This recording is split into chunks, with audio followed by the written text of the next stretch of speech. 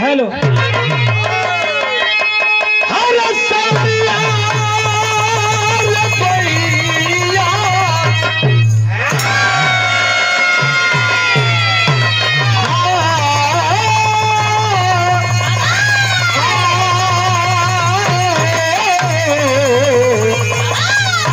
बाबा हर जगिया हो मोर राम।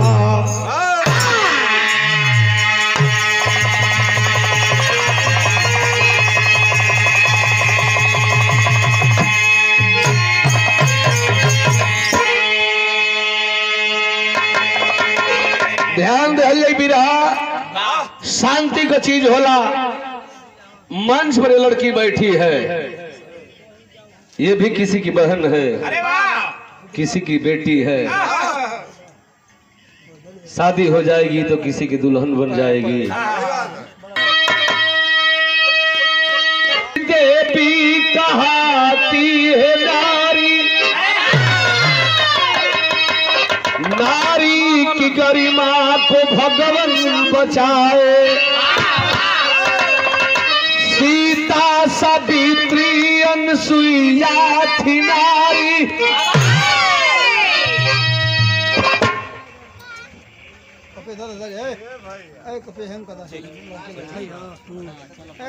बैठिए सर और जूता निकाल दीजिए। माँ सरस्वती का मंच है। ये विश्वकर्मा जी वाला उन्ना अलग है। हाँ रुको बताओ बैठिए। चाचा का दोष ना हो, पहनाए वाली सुइया का दोष है।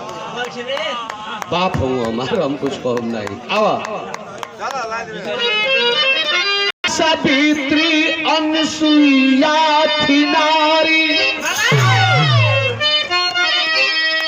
धारण किया धर्म धर्मी कहाते। मन की शंका का कोई निवारण नहीं, हर मर की चोरी कन्हैया कि खुद ही जताते। विश्वास में घोट जाए गला, कभी श्यामलाल ऐसी कहानी बताते।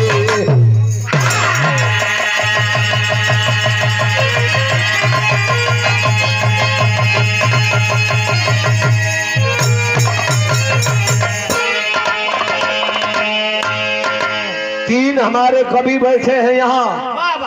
डॉक्टर श्यामलाल कवि जी जकर लिखल 500 बिरहा गौले ही, 50 बिरहा हमारे जितेंद्र यादव उर्फ जीतू कवि चाणी से।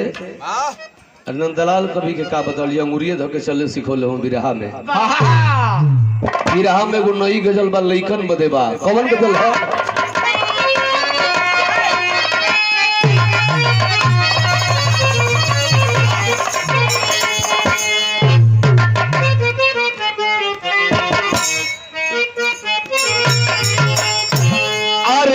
ऐसा पहली, अरे ऐसा पहली बार हुआ है।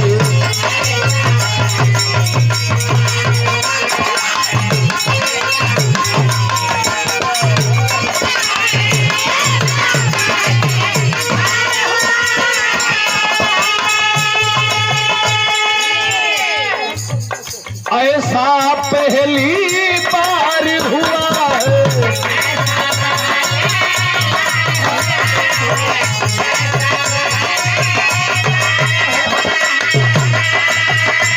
अरे ऐसा पहली बार हुआ है। ए गौरी, हमको किसी से प्यार हुआ।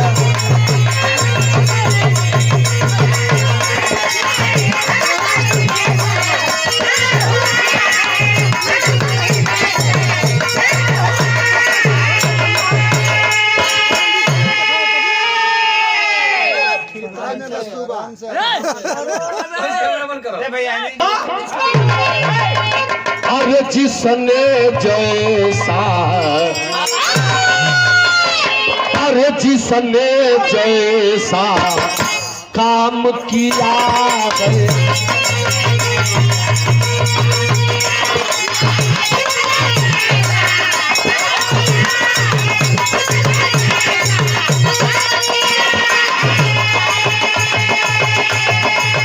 जिसने जैसा काम किया है,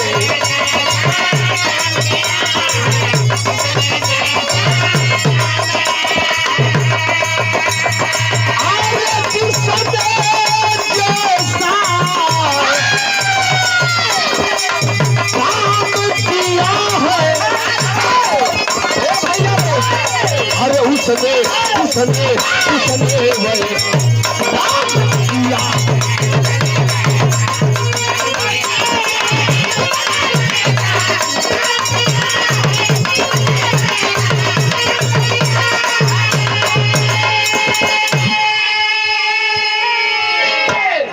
एक बिरहा कहल जाला।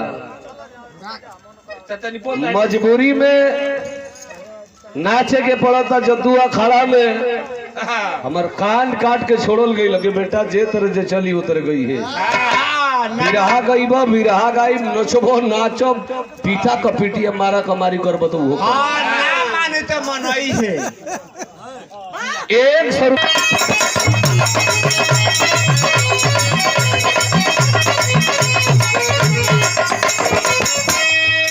जिला गोरखपुर, जिला गोरखपुर गाँव जोधपुर निराला है, प्रमोद सुरेंद्र पांडे घर के तो उजाला है। प्रमोद की शादी, प्रमोद की शादी हुई लगन के समैया में, रीता दुल्हन बनी कंदा बनल कलैया में। बीता कुछ दिन, बीता कुछ दिन भैया गोदी में ललनवाओ, 6 महीना बाद बरसल दुख कैसा मनवाऊं। लड़के लड़के शांति। ब्राह्मण का बेटवा प्रमोद पांडे और सुरेंद्र पांडे 2 भाई हुआ। माई बाबू का साया 55 में उठ गई बा, दोनों टूअर टापर हुआ। जैसे आज के बाद उमा शंकर राजभर, ओम प्रकाश राजभर, बुद्धू राजभर, पंचदेव पहलवानी टूअर हो गई। टूअर तो दिन सबके होखे के बा, लेकिन वो बालेपन में टूअर हो गई। दोनों भाई भीख मांग के अपने जीवन के परवरिश करत न हो बाबू। अहिर का लइका गरीब बा तो दूध बेच के जी लई, मलाह का लइका गरीब बा तो मछली मार के जिंदगी जी लई, मुसलमान का लइका गरीब बा तो बर्फ बेच के जिंदगी जी लई, बाभन का लइका गरीब बा तो भीख मांग के जी लई। भैया हो, अरे भैया सब आ गिला अपन अपन जात के अनुसार अपन काम बटल बा। अब पूरा 3600 जात को गिने लगब तो 1 घंटा ही में लग जाए। आज बिरहा सुनने वाला भैया लोग ब्राह्मण का बेटावा दोनों भीख मांग के जीवन बितावत हो। 3600 जात का लोग गांव में हुआ। ए भैया गौवा का लोग कल ए भैया प्रमोद पांडे काहे ने खबिया कले बिना बिना घरनी के घर भूत का डेरा। प्रमोद पांडे के गांव के लोग अगुवाई कैलन। हाँ प्रमोद पांडे के शादी भइल, घर में दुल्हन आई। धीरे धीरे 2 बरिस का समय बीतल, भगवान ओकरा गोदिया से बड़ा सुघर एगो बेटवा का जन्म दिला। बेटा के पाके प्रमोद पांडे, सुरेंद्र पांडे, रीता दुल्हन सब खुश हो। लेकिन भैया हो विधि का विधान, मालिक का देन। अबे हम गावत है, अबे तो लोग सुनत होगा केकर मौत को भाई केहू जानत नहीं के ना भैया। केहू जानत है कि आज बुद्धू के बाबू मोल आते रही हो तो काल के करते रही होई, किसकी मौत कब आएगी कोई जानता नहीं। बिरहा सुनने वाला भैया लोग, अचानक उस रीता की तबीयत खराब हुई और उस तबीयत खराब में रीता की मौत हो गई। छोट लड़का 6 महीना का बेटा राजू बा रोवत बा। गौवा के लोग समझौला के प्रमोद पाड़े काहे नहीं खाएगो तू बियाह कले। गांव के लोग अगुवाई कैल प्रमोद पाड़े के दूसर की शादी तय भइल, बियाह भी हो गई, दूसर की दुल्हिया घर में आयल। जब घरवा में आयल देखलन खेसारी लाल का तर्ज लग गई।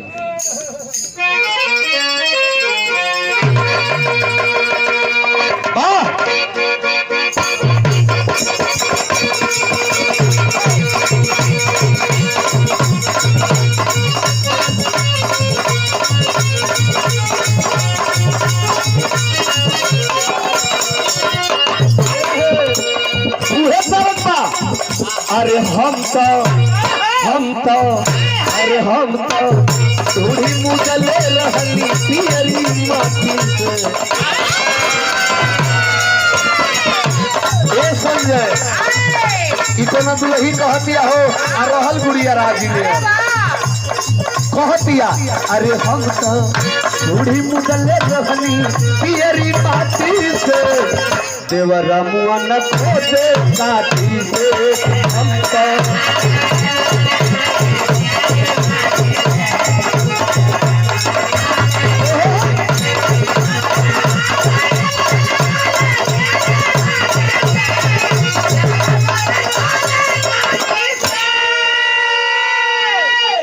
तरज रहल, लेकिन बिरहावा में भाव लग गई हो भैया।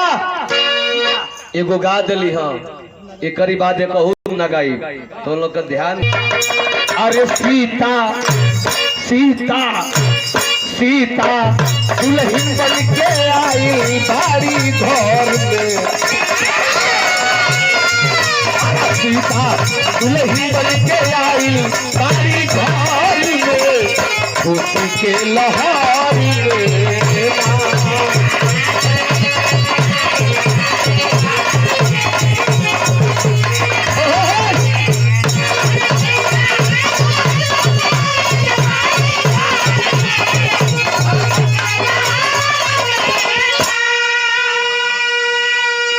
अरे खुशी के लहर में, वो खुशी के लहर में तनाउन मिठैया बाटे गौआ रे नगर में।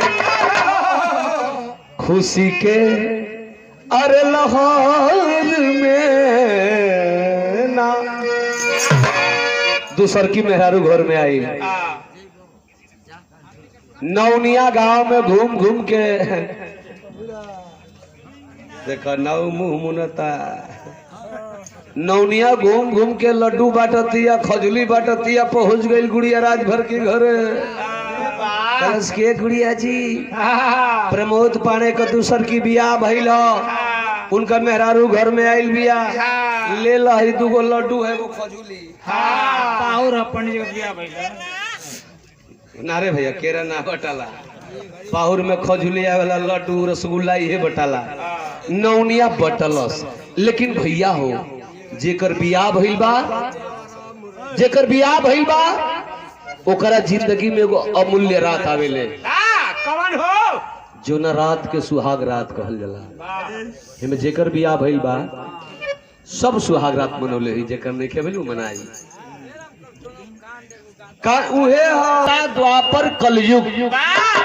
संजय भाई 4 युग में कौनो मरद तू अपन मेहर ना दिले खूब सुहाग रात में एमे केहू ना चिन्हा दिले हुई, जौन चिन्हा लेके प्रमोद पाड़े अपने मेहरारू के लेके जाता कन्हैया। ध्यान दो, बड़ा दिन पर बिरहा राम दुल को सुनो थोड़ा। चिन्हा का लेके गईला मास्टर अंतरा हो सुहाग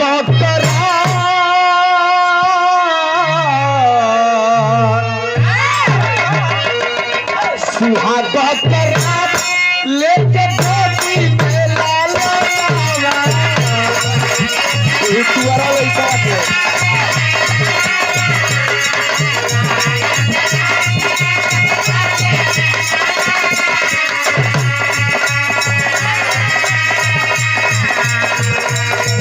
झर झर परी सेला तू नोरे नाया बाबा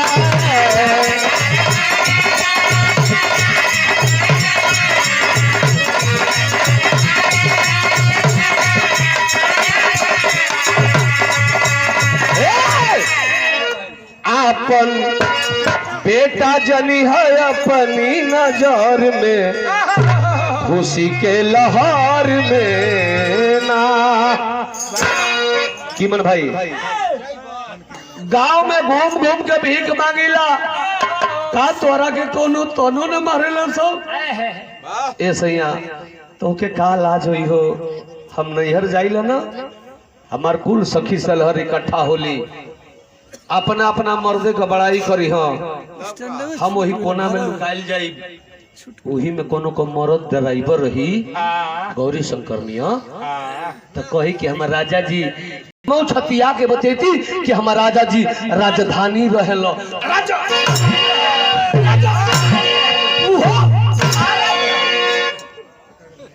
वो भारत की प्रमोद पाणे कहना मेहरारू निक कहतिया, भीख मंगला में इज्जत नहीं खे। चल गई ना दिल्ली, आ दिल्ली गई ना पैसा कमा के भेजल, अब पहली तनख्वाह जब मेहरारू पवलस तो देखो वो ठलाली लिपस्टिक गहना नहीं खे किनत, इतना भैया लोग बैठल हुआ देखो सौतेली माई हो, वो ठलाली लिपस्टिक गहना नहीं खे किनत, वो पैसावा के का कैलस लेके चल गई पीएस कॉन्वेंट विद्यालय में, अपना राजू वही टुअरा बेटा वही सौतेला बेटा के लेके गोइल आ जाके लइकवा का नाम लिखवा देलस।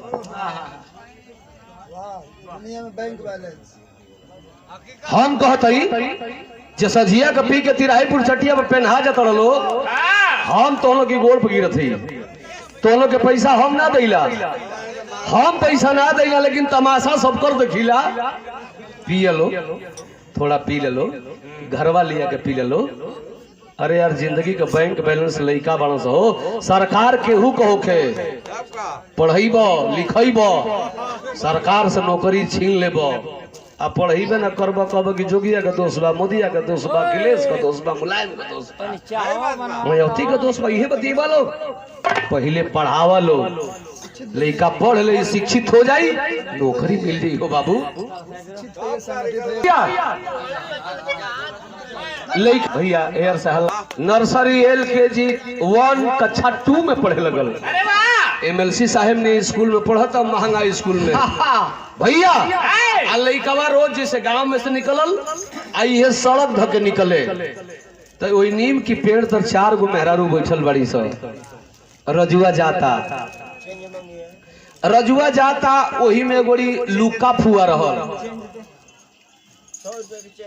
वही में एगो लुका फुआ रहल, मन कुटनी जौन गांव में केहू के सुखी ना देखे शिव जी इतना बढ़िया कहे से खात पियत पैरत रह, कौन चाल चले के मर्द में में कट हो जा, वही तरह लइकवा जाता आउ बोला से राजू सुनबे ई तो के जुतवा के किले रे, कलश के हमार मम्मी बेगवा के किले हो, कहता हमार मम्मी आहि रे पागला तू इहे नहीं खेले जानत हो, घरवा में जोन बिया रे पगला, उ तोर माई ना ही हो, तोर माई ना हो, नागिन हो,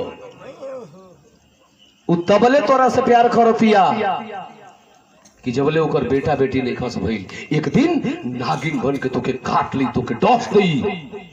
बिरहा सुने वाला भैया लोग, कक्षा 2 में पढ़े वाला लइका बा हो, अब काहे के स्कूले जाओ, लवट के घरे आ गई, आ घरवा आके अपना सौतेली बाई के अचरवा के पकड़ ले बा, अब फफक फफक के रोहत अपना माई से कहता कि मम्मी मम्मी तू हमार मम्मी ना हो माई, मम्मी तू कहियो हमार के जान से बर्बाद देबू न माई, तू हमार सौतेली माई न हो माई। लइकवा रोता, ई हमें से बिरहावा जे बिरहा समझत होई, ई हमें से बिरहावा हमार मोड़ ले लेला सो बाबू, रोता लइकवा कहता का कर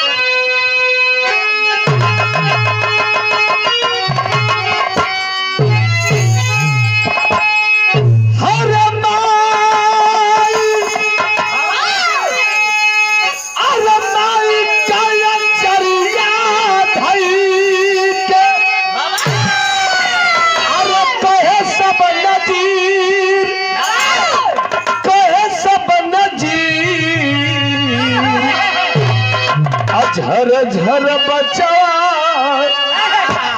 झर झर बचा के आखिया से बरिस लंदी, झर झर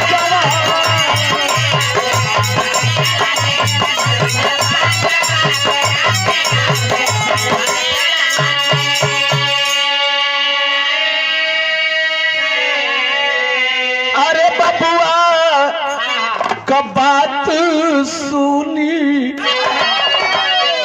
अरे बिहरेली छतिया माई कह दिया, अरे तो के बिसारब नहीं एक पल कपतिया।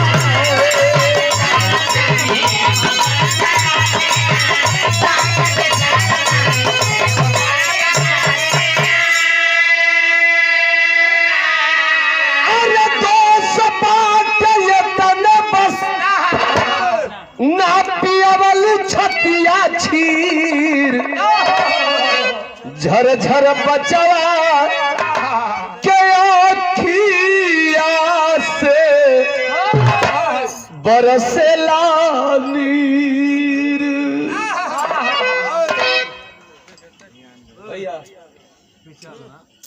आवाज नहीं, ये अल्लाह ना बिरहा हो, बिरहा सुनने वाला भैया लोग। तू हमार बेटा हुआ पढ़े जो भैया बाहर सौतेली माई अपना लइकावा के पढ़े तो भेज देहलस, अकेले घरवा में बैठल बिया, भगवान से उलाहना देतिया, कहते कि हे प्रभु हम एगो गरीब घरे जन्म ली, गरीबी के चलते हमर माई बाबू एगो दुआ हमरो से बियाह कैलन ना, यहाँ तक ठीक रहा मालिक, लेकिन हमारा जिंदगी में एगो सौतेला बेटा दे दिलन। तो हे भगवान हम कौने तरीका से रही कि हमारा चरवा दागदार ना होके। बिरहा सुनने वाला भैया लोग सोचतिया भगवान से कहतिया, का कहते मास्टर, अरे कहीं विधि राख बुलू, कहीं विधि राख बुलाती, चढ़ली जानी बा,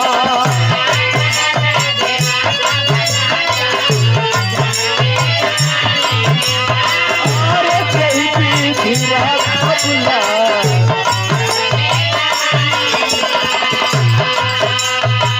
अरे चढ़ली जवानी बा, राजू जिंदगानी बाई, राजू जिंदगानी बा, कहीं विधि राख बुला, चढ़ली जानी बा।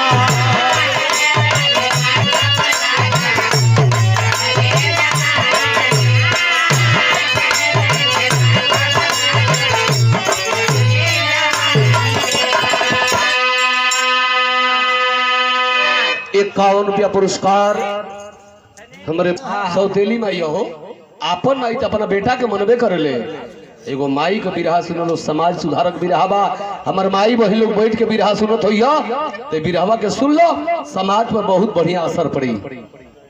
का सोचत घर से निकलल अंतरा मास्टर, राजू बेटा में हम बसला पर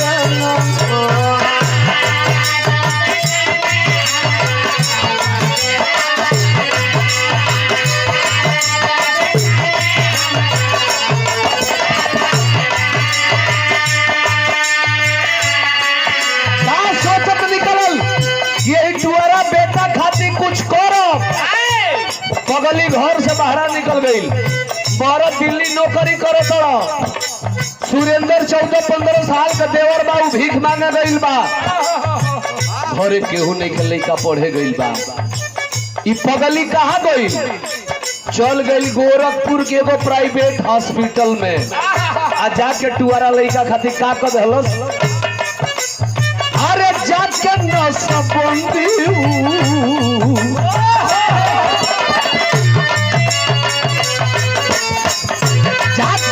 सबंदी करवली माया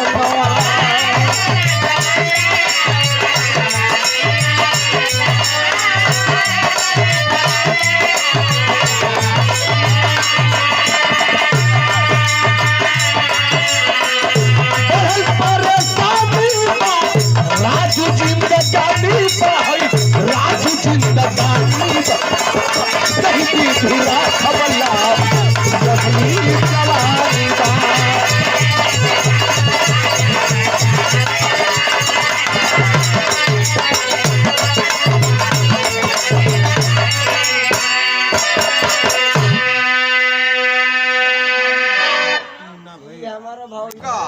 यह जाड़ा का दिन आ गइल बा, तरतर तरतर गर्मी पड़त, तरतर तरतर ठंडी पड़त बा।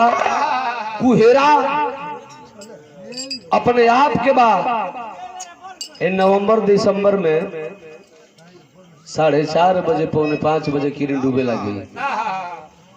लड़का रोज पढ़े जाता, बिरहा सुने वाला भैया लोग ऑपरेशन करा के आइले, वो कंप्यूटराइज, चीर फाड़ ना हो। डॉक्टर साहब बैठल हमारा श्यामलाल कवि जी, कंप्यूटराइज ऑपरेशन हो, ध के मशीनिया दाब देते से काम खो मने अब ना हुई सर। चीर फाड़ाव में तो टाका तुर के लोग कह देता, लेकिन कंप्यूटराइज में बच्चा नहीं हो सकता है। कंप्यूटराइज ऑपरेशन करा के घरे आइल बिया। जाड़ा का दिन बा, लइकवा रोज पढ़े जाता, आ रोज जब और से चलत बा तो 4:30 बजे 4:45 बजे घरे आ जा। एक दिन घड़ी में 5 बजल, कुहेरा घेर दहलस, किरण डूब गई बा। रजुआ पढ़ के घरे ना आई। सौतेली माई अपना बेटवा के खोजत, जबकि स्कूल 1 किलोमीटर दूर बा। उ माई अपने बेटवा के खोजत स्कूल के ओर चलल हो बाबू। तो यहाँ भाव लगलो, माई चलल कैसे, तन की सोरठी के भाव हो।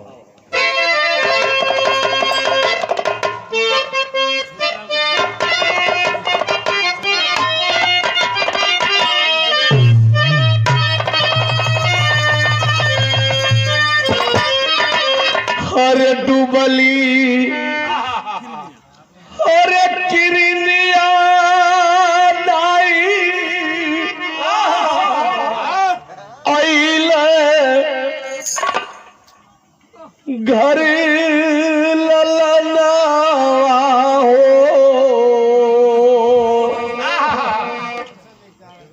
उपगली ताके बेटवा करा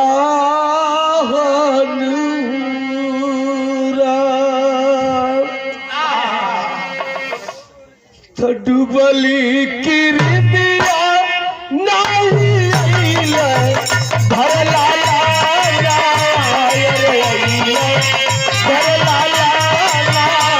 हो। पगली ताके बेटवा करा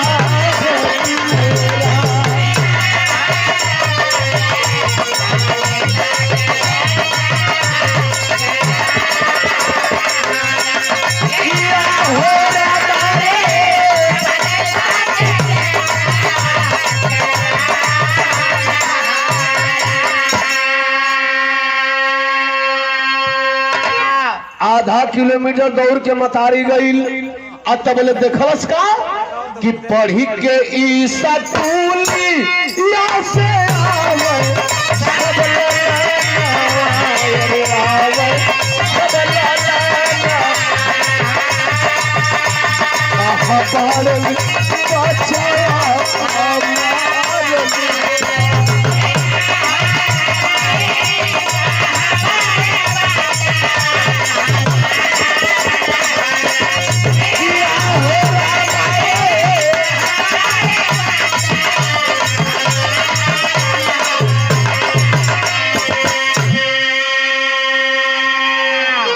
माई उस सीता बिटवा के खोजत आधा किलोमीटर आगे गई। छुट्टी स्कूल का हो गई बा। लइका आवा ताड़ा सो, ओह लइकन के झुंड के लगे माई पहुंचल। तनी सबसे बड़ एगो लइका में सोनुआ नाव कर रहल। सोनुआ के लगे सीता गई। कल की सोनू बाबू हमार राजू रे भैया, हमार राजू कहाँ बा।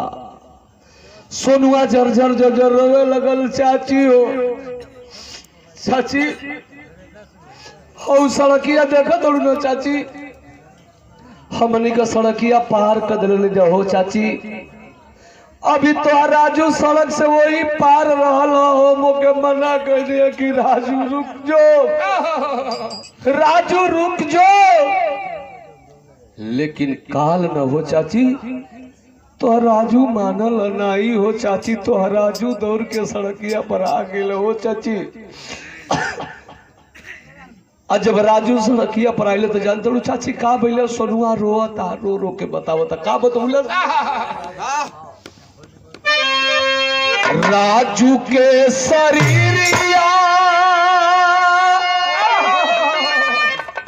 पर तारा का चढ़ गईले हूँ ये चाची उड़ी गईल अरे यार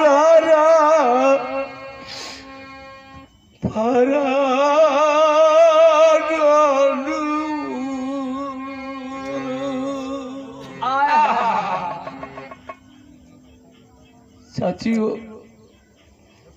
तो राजू ये दुनिया में नहीं के हो चाची तो राजू ये दुनिया में नहीं के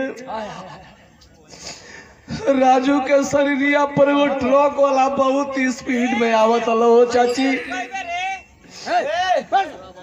अरे नंदा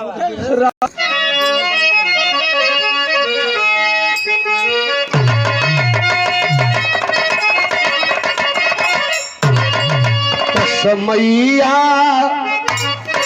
अरे हई बताई सबके अरे बहिनी टाग उठल तई कहवा जाई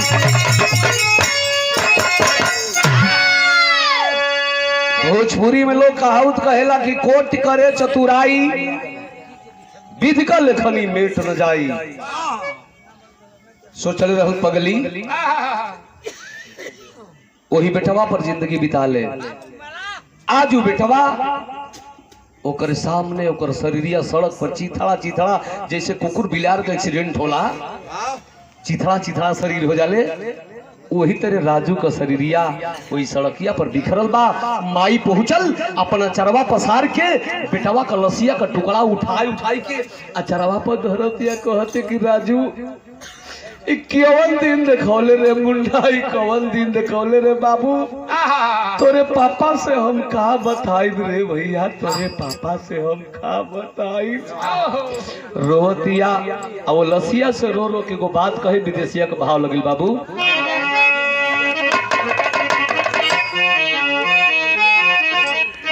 तो यही गोदिया में लसिया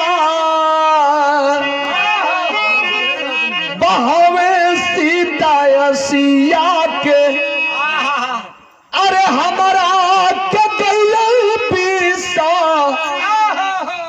राई हूँ दूलरुआ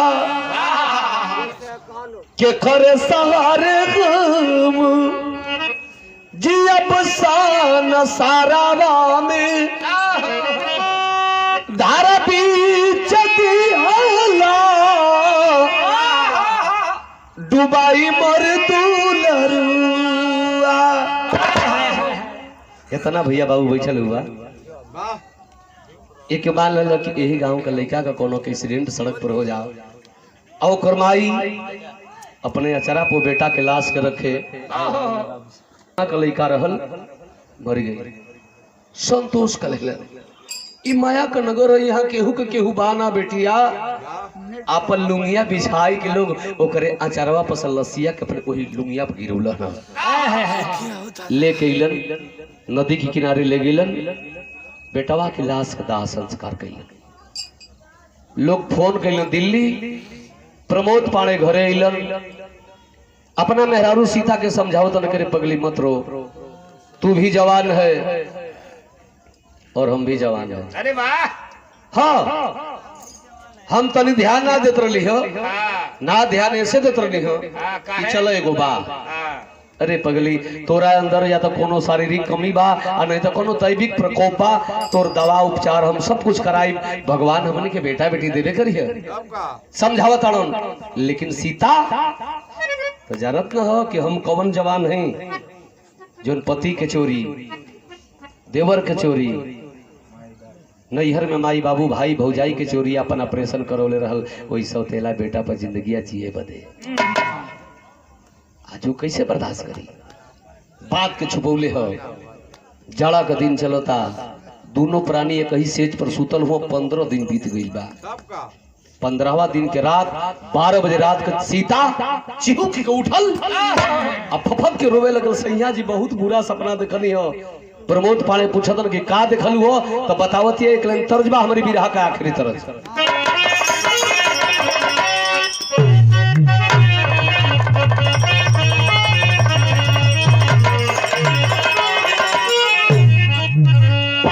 हमार मन करता कि धुन के गा दई।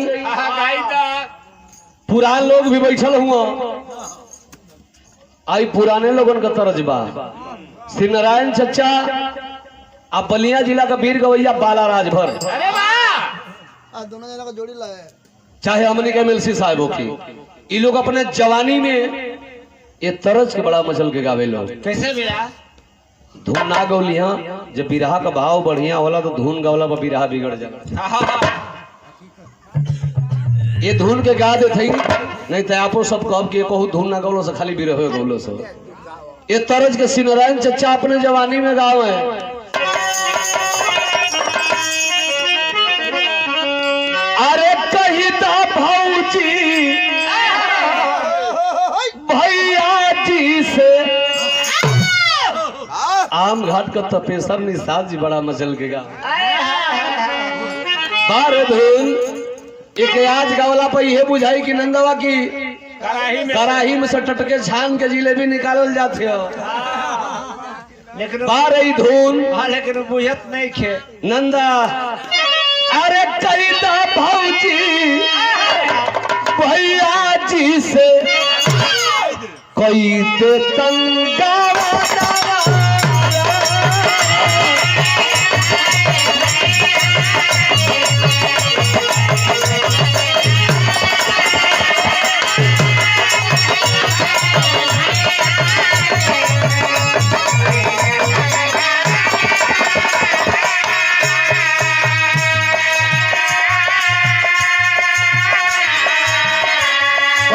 भौजी भैया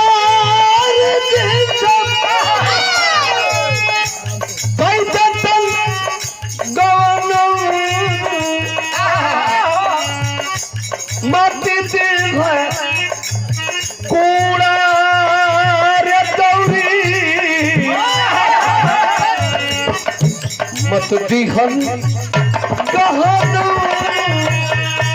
ए भौजी वो लड़की रहल के करा नहीं है करा दिया गुड़िया नहीं है। अरे वाह बियाह हो गई बगौना नहीं के भाई जाला चलो तो करकरा के जवानी छानी को चढ़ गई नदी फानते कहते कि भौजी रे मत कूड़ा दुर्दी हो लेकिन दू गो चीज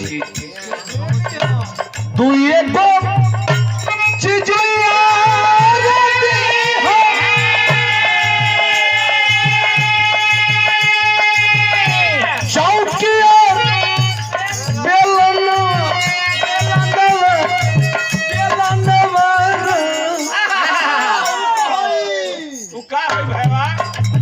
एक्शन बाई राम गोल कहो भौजी रे दू गो चीज चौकी अबेना ई दीवा दे भैया से कहतिया लोइया का तत्काल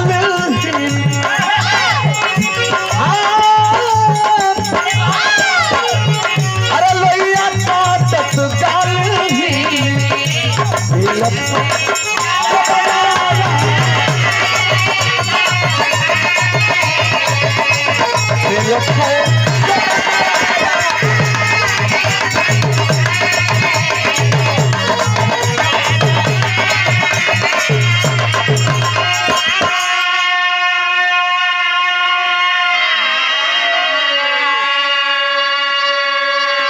और 51 पुरस्कार रामप्रीत निषाद आम घाट के पावन माटी से हमारा गुरु जी के भैया हमरे नाम राशि आपकी ओर से स्वागत भाई राम के भैया आपकी ओर से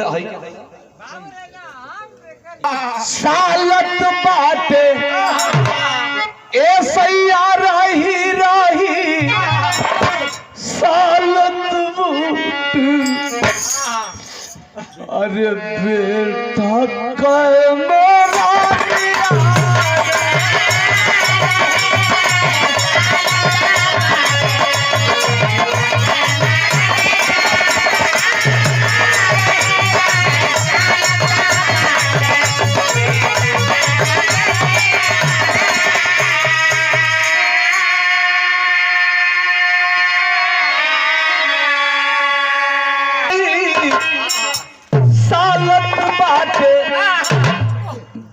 बेटा कोई मारा दिया रही रही सालत बाटे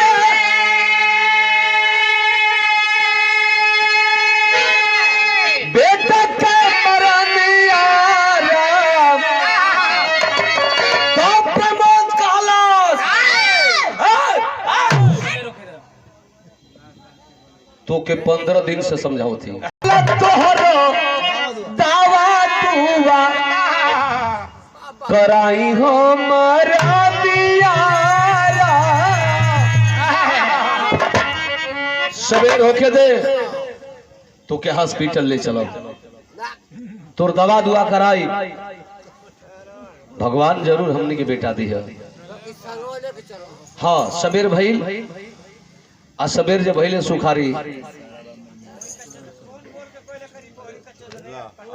बाबूराम सोखा बेचारे नहीं है उन्हीं के बागीचा में मैंने लवंग घुटना था। तो भैया हो वो में ट्रांसफार्मरवा के तन की जमीन हमारे गड़बड़ है तन की मतलब कोनो दिक्कत नहीं खेल की बा वही के जचवावे खातिर बाबूराम सोखा के लिया के हमारे बाबूजी गई रहलो। हाँ रे फोन करे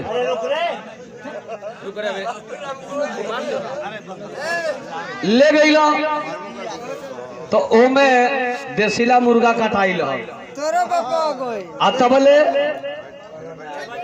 तबले वही में को बिलार आइल बस मुर्गा होले के भाग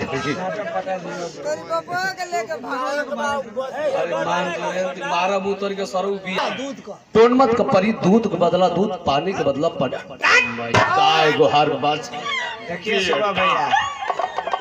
सुबह भैया सही सही बताइए माई पीठी के करा सन है सत हुकिया सुबह में पहुकिया कदा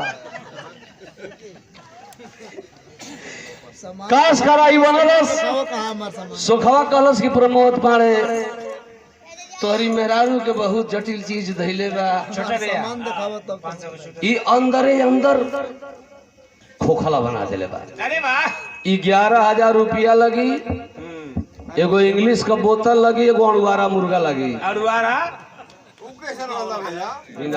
बिनाड़ी का कैसे अंडा दियो सर हाँ जन कुकू को केहू का बाहर होला केहू का भीतर होला शुक्राणु तभी बनता है।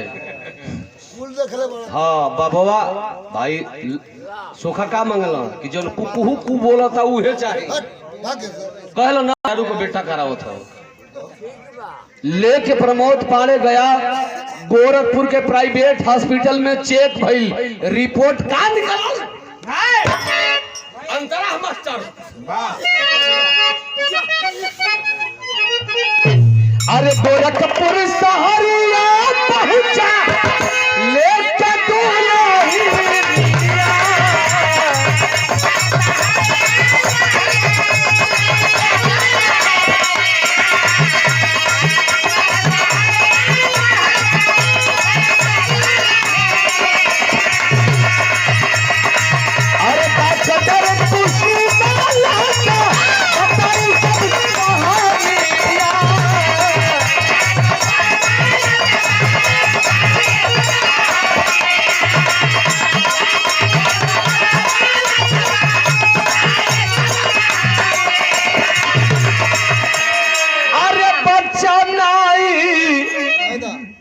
पैदा हुई है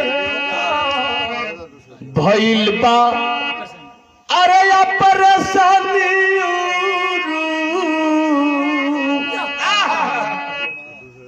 जे भी बैठल बा मरीज सबकी घरे बाड़ा भैया मरीज छोट चाहे बड़ सबकी घरे बाड़ा ऐसा केहू कहे वाला नहीं है कि हमारा घरे फलाना माने केहू बीमार नहीं है।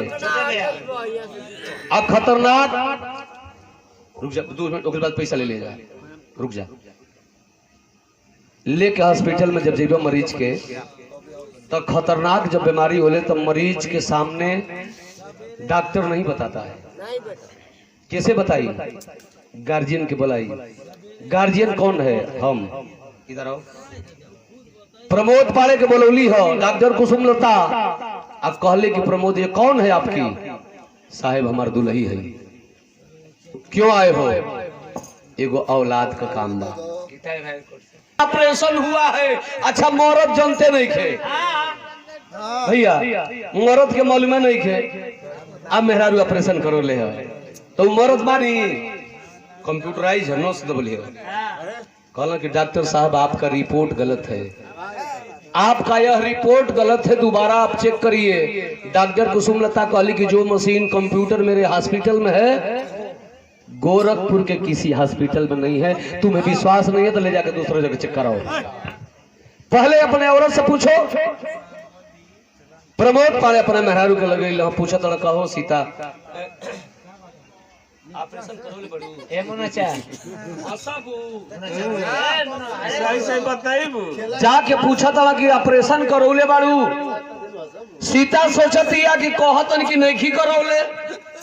फिर चेक होई, रिपोर्ट निकली हुई है। अब पैसा लगी हमारे सैया का तो काहे ना हम कह दें कि हो करौले हैं। हाथ जोड़ के सीता कलश के सैया जी हम करो आम घाट की महंग बोलिए करौले वाली भाई बोला ऐसा। आज देखिए जब बता दे कि हम ऑपरेशन करौले ही तो मरद का पावर हो। अब ये प्रमोद पड़े घर में आ गए। कौन कहा था तुमको ऑपरेशन कराने के लिए? कितना बच्चे हो गए थे? सीतवा कलश की बाहर पति देव बाहर मरद भुला गईला वो बात के, भुला गईला वो बात के, भुला गईला वो रात के, भुला गईला सुहाग रात के कि जवना रतिया में मौगन ये रोत रहला हमके चिड़िया खियौला कि हमारे बेटा के अपन बेटा जनी है बात के भुला गईला। अरे स्वार्थी मरद तो से का पूछी हो? नैहर में भाई भौजाई माई बाबू हुआ जवन हमके जन्मौलन ओ माई बाबू से ना पूछली। गरवा तोहर भाई रहना 15 साल का सुरेंद्र पाणे हुआ इनहू से ना पूछले कि मना कर दी हो। हम यही सोचली सैया जी ना कि तोहरे सौतेला बेटा पर जिंदगी जी ले आचारवा में दाग ना लागे दे। प्रमोद करोस का कहना तब जाए तो ठीक है मोटरसाइकिल बैठ चलिए घर है। लिया के घरे अइलन। सीता घर में गई दुआरे पर खटिया पर बैठल हुआ कपारे से हाथ धैले हुआ आ तबले एगो पियक्कड़ मेन बात पॉइंट पर आ गई। हाथ छोटावा नहीं रहे। एगो पियक्कड़ चट्टी पर से दारू पी के ना पूरा ना पूरा का चोरा ने पे मार पूरा मुठने बड़ा पियक्कड़ कोई ने मुंडवा का है कान चला गया खाना का दिन में फट लगी। नशा में जा तकल्स करे प्रमोद बैठे हो इतना उदास क्यों बैठे हो? कपार पे हाथ लगा के। ब्राह्मण परिवार का लड़का बा, सम्मानित घर का लड़का, गरीब भले है। कलश करे पियक्कड़ सियक्कड़ मारो ना गई तो काहे सोटा उठा ले प्रमोदवा कलश कि भाग जो यहाँ से भाग। कलश करे यार जनते बाड़ो कि कड़ेरे जन पीली हंसो के दूधा पर मरबो कब ना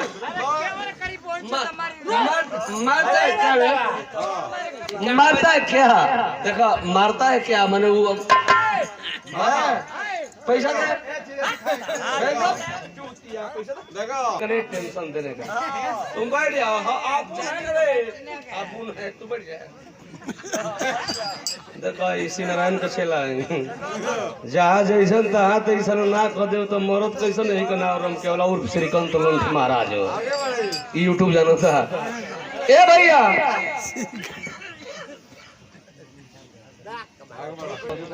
कलश किलो मारला एकदम ओरिजिनल दवाई है टेंशन दूर करे वाली। प्रमोद पाणे जब गिलास के अपना होठ ले सटौलन हो तन की घिचल हो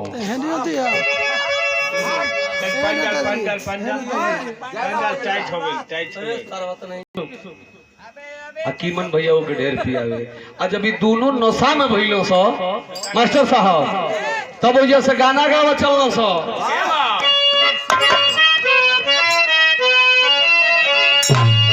कि तुमसे मिलने को दिल करता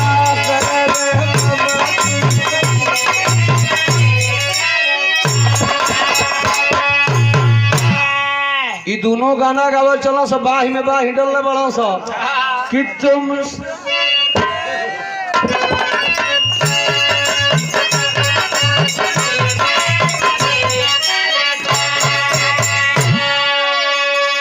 खड़ा जान गए कि पंडित जी को नशा हो गई तो कलश का तुमसे मिलने मत गा तो के टेंशन का बा ई बता बिरहा सुनने वाला भैया लो देखो मेन पॉइंट। अब प्रमोद पाने कहल कि देख दोस्त हमार मेहरारू अरे वाह हमार मेहरारू हमसे बिना पूछले ऑपरेशन काहे करौलस एकर मतलब का भइल एकर मतलब का भइल कि काहे करौलस हमसे पूछलस ना और जोन पिया खड़ाओ बदल कर सुन एकर मतलब कि तोर मेहरारू तोरी भैया से फंस गइल बिया तोर में फंस गइल बा यही से बिना पूछले यही से तो से बिना पूछले अपन ऑपरेशन करौलस। बिरहा सुनने वाला भैया लोग हई देखो टेंशन दूर कहां से हुई टेंशन औरी दे देहलस आ जब टेंशन देहलस हाथ छोड़ा के पियक्कर चलल भाग। अभी प्रमोद पाड़े लड़खड़ा अपन धीरे धीरे धीरे धीरे केहू तेरे घरे पहुंचल आ उहे बात दिमाग में सालत है कि ओ हो दोस्त मेरा सही बताया कि तुम्हारी औरत तुमसे बिना पूछे ऑपरेशन कराई इसका मतलब कि तुम्हारे भाई से फंसी है साली भाई से फंस गई। तो हेता ना भैया लोग बिरहा सुनो तर लोग भैल का बिरहा में अल्लाह लग गई।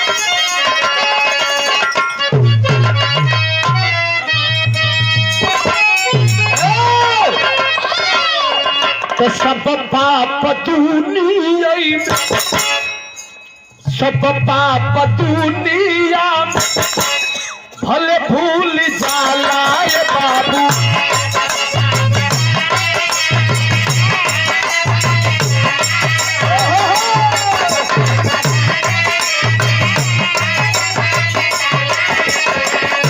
अरे मन सब पाप को नहीं भूल रे भूला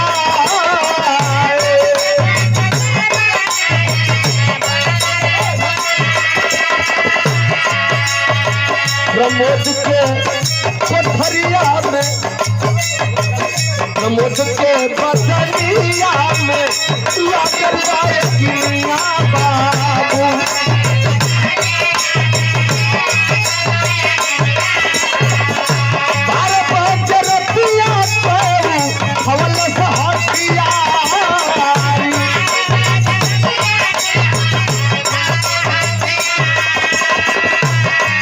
सुरेंद्र के कोठरिया में पहुंचल रे गैया बाबू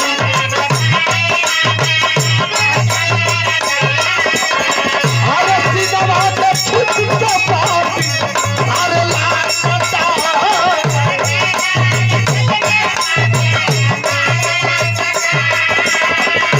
तनवा से उड़ गईले सुरेंद्र के कोरला भैया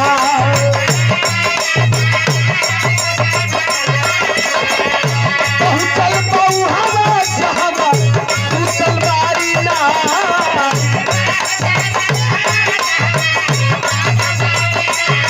सीता के बदलिया में अंतजार मारी दिहला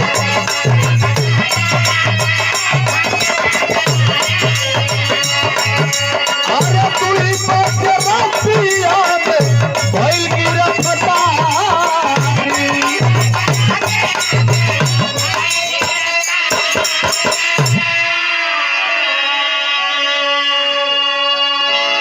झगड़ा लगाने वाला भाग गया अच्छा रास्ता देख लिया दारू के नशा में बाई उ चढ़ा बढ़ा देहलस तोर भाई तोर मेहरारू के फसौले बा उहे ऑपरेशन करौले बा। अभी शंका का बीमारी एकरा दिल में ढुक गई देखो दारू कितना बढ़िया काम करावता दारू पियला पर टेंशन दूर ना होला भैया। दारू जे पियत ना ओकर निगाह ओकर नियत हमेशा गलत काम की ओर ले जाई। दारू कोनो बढ़िया चीज नहीं हो, पियत सब बाऊ के हम ना कहते कि मत पिया लो, लेकिन थोड़ा पिए लो, इतना ओवर मत पिए लो कि होश न रहे। हाई पुरस्कार 51 रुपया हमारा रामप्रीत निषाद जी गुरुजी आम घाट से, उनके भैया की ओर से हमारा नाम राशि मितान की ओर से स्वागत भेल, चरणों में सादर प्रणाम। भैया हो घरवा आइल धारी धार चाकू उठौलस, एगो घर में भाई सुतल बा, एगो घर में मेहरारू। भाई चितान सुतल बा, जाके ओकरा सीना में वो चाकू के धसौलस, खींच दलस, भाई का लात फटल आ सीना पर कूद के अपने भाई के घटई तबले दबौलस कि जबले भाई के प्राण ए दुनिया से उड़ी ना गई। भाई के मार दलस देखई दारू नशा में। भाई के मुआवला के बाद औरत के लगे गई, औरत बेहोश सुतल हो, नींद में हो, औरत के पेट में चाकू मरलस, खींच दलस, पेटवा फटल, लदवा बहरे निकल गई, छटपटाई के पलंगरी से नीचे गिर गई। बिरहा सुने वाला भैया लोग आ दूधू को जब खून कैलस, दारू को नशा ते सार को झटक। अरे वाह हम दूधू को गलती को दिली, ई तो गंगा वाला मार के मुआ दी। भागो भागो कोतवाली के सहारा लो। दूज भाई रतिया का भाग के सदर कोतवाली गोरखपुर में गई,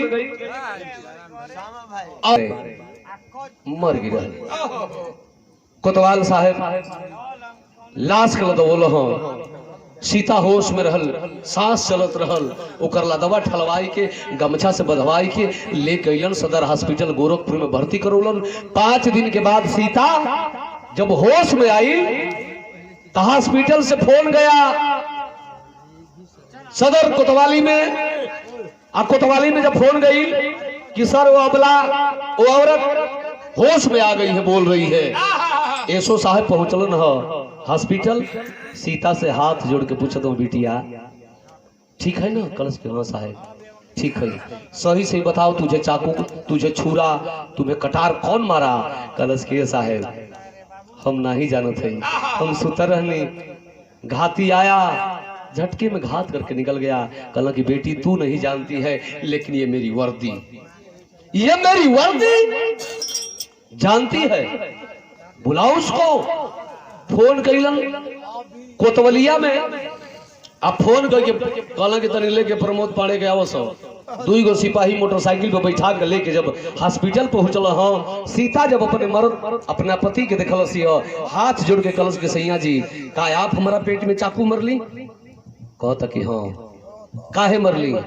ऐसे मरली कि तू हमसे बिना पूछले अपन ऑपरेशन करौली, ये कर मतलब कि तोर गलत संबंध हमारा भैया के संग रहल। हाथ जोड़ के सीता एसओ साहब के सामने, डॉक्टरों के सामने अपने पति से बात कर रही है। बिरहा सुनने वाले भैया बाबू का कहत भैया खड़ी के भाव लग गई।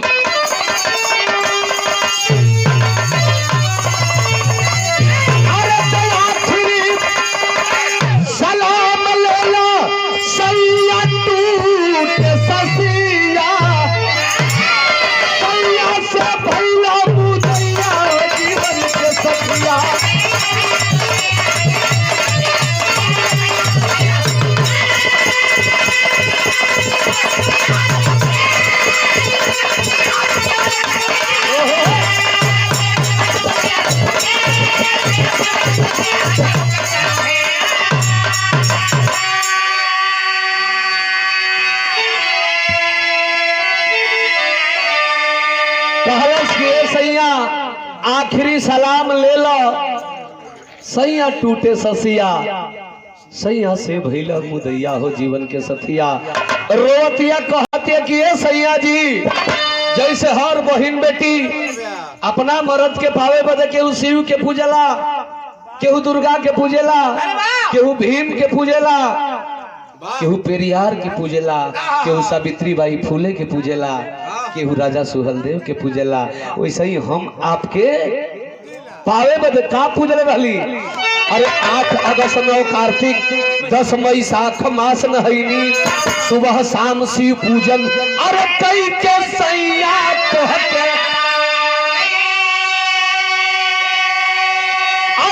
कहीं क्या उड़ कैली चिड़ैया जीवन के सखिया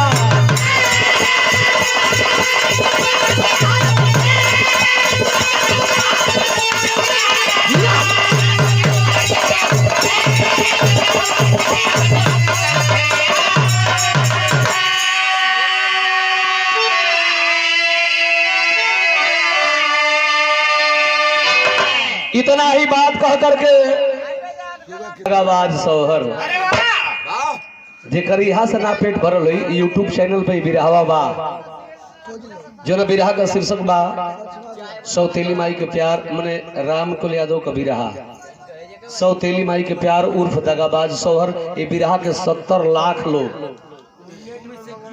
सुन ले बड़ा बिरहा अमर समाप्त भइल गैलन प्रमोद पाड़े जेल निकले लागल तेल हम तो बने ना हुई हाँ तब कहो ऊपर में आखिरी भाव मास्टर मास्टर भाई नया छापा ले लो जा तो जय जठार गुरु छातु होटल की महलाए धुआ